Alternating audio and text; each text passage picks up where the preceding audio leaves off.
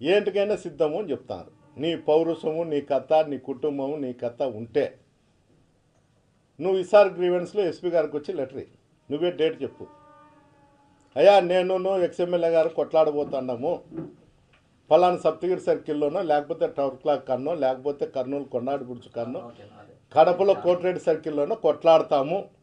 మా మీద ఏం జరిగినా కూడా మా మీద ఎలాంటి కేసులు బుక్ చేయొద్దండి అని నువ్వు చేతనైతే నువ్వే డేట్ ఇచ్చి, నువ్వే అన్నీ చెప్పి, నువ్వే ఎప్పుడు పిలుస్తావు. నా కుటుంబం, నీ కుటుంబం మాత్రమే చూస్తాం.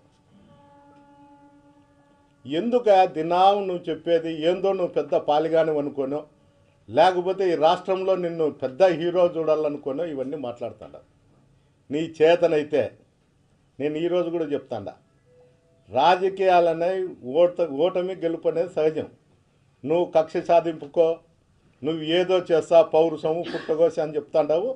నీ పౌరుషం ఏదన్నా ఉంటే నేను ఇప్పుడు కూడా చెప్పిన, Kadapa, Kurnool, Anantapuram, Saptagiri circle, tower clock, కొండాడి పురుష, కోటిరెడ్డి సర్కిల్ ఎప్పుడు ఏడగొట్లాడదాము కొట్లాడదాం. నీ కుటుంబం, నీ కొడుకు, నువ్వు, మీ అన్న కొడుకు, మీరు ముగ్గురు రాండి, మా కుటుంబం ఒకటే వస్తుంది. నేను దీంట్లో ఎలాంటి సందేహం లేదు, నువ్వు ఆలోచన చేయాల్సిన అవసరం లేదు. మళ్ళీ ఈ మధ్యకాలంలో ఏం చేస్తాను, నీ కొడుకులు హైదరాబాద్లో ఉన్నారు, తాడిపత్రి రావచ్చు కదా అని చెప్తారు. నా కొడుకు మీ అన్న కొడుకు మాదిరి ఎంపీకి కంటెస్ట్ చేయలే. మీ అన్న కొడుకు ఎంపీకి కంటెస్ట్ చేసి ఈ రాష్ట్రం వైపు కూడా చూడంలే.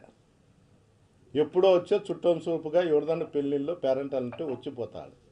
పోటీ చేసి 7 కాన్స్టిట్యున్సీలలో పోటీ చేసి ఇక్కడ కార్యకర్తలు ఉండారా, పోయినారా, సచ్చినారా అనేది కూడా చూడలేని పరిస్థితి నీ అన్న కొడుకు.